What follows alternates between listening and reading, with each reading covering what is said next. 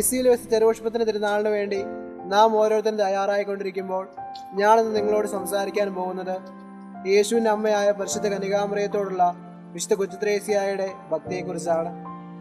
അഗ്നിലോക mission മധ്യസ്ഥയായ ലിസിയിൽ വെച്ച് ചെറുപുഷ്പത്തിന്റെ വിശുദ്ധ ജീവിതത്തിലെ ഒരു സുപ്രധാന കാര്യമാണ് മാതാവിനോടുള്ള അവളുടെ ഭക്തി. കുഞ്ഞായിരിക്കുമ്പോൾ തന്നെ അവൾ തന്നെ മാതാവിന് സമർപ്പിച്ചു. മറിയഭക്തരായിരുന്നു അവളുടെ മാതാപിതാക്കളായ ലൂയി മാർട്ടിനും സെലിംഗറിനും. ആ മാതാപിതാക്കളിൽ നിന്നും സഹോദരിമാരിൽ നിന്നും പ്രചോദനം ഉൾക്കൊണ്ട് വളരെ ചെറു പ്രായത്തിൽ തന്നെ അവൾ മറിയഭക്തിയിൽ വളർന്നു വന്നു. താൻ രോഗിയാണ് സമയത്ത് പരിശുദ്ധ കന്യക തനിക്ക് പ്രത്യക്ഷപ്പെട്ട അനുഭവത്തെ അവൾ ഇപ്രകാരം വിവരിക്കുന്നു. പരിശുദ്ധ കന്യക പെട്ടെന്ന് അത്യന്തം സൗന്ദര്യവതിയായി കാണപ്പെട്ടു. അത്ര മനോഹരമായ സൗന്ദര്യം ഞാൻ ഒരിക്കലും കണ്ടിട്ടില്ലായിരുന്നു. അതിനിടയിൽ മാതാവിന്റെ ഹൃദയം കവരുന്ന പുഞ്ചിരി എൻ്റെ ആത്മാവിന്റെ അഗാധങ്ങളിലേക്ക് ചൂഴ്ന്നിറങ്ങി. അതോടൊപ്പം എൻ്റെ വേദന നിശേഷം നീങ്ങി.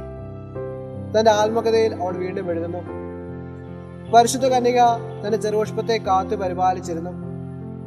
ലോകത്തിന്റെ സമ്പഗ്രത്താൽ മലിനമാകാതിരിക്കാൻ വേണ്ടി വിടരുന്നതിന് മുൻപ് തന്നെ തന്റെ പരിശുദ്ധ മലയിലേക്ക് ആ നല്ല അമ്മ അവളെ പറിച്ചു നട്ടു. ആ കാര്യം നിറവേറേണ്ട ഭാഗ്യപ്പെടുന്ന നിമിഷത്തെ പ്രതീക്ഷിച്ചുകൊണ്ട് സ്വർഗീയ മാതാവിന് നേർക്കുള്ള ഭക്തിയിൽ അവൾ വളർന്നു വന്നു.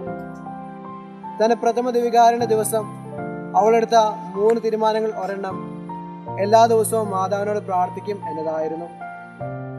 വിശുദ്ധ കൊച്ചുത്രേസ്യയുടെ മാതൃഭക്തി അവളുടെ ജീവിത അവസാനം വരെ നിലനിന്നു. അവൾ അവസാനം എഴുതിയ പ്രാർത്ഥനയും മാതാവിനോടുള്ളതായിരുന്നു.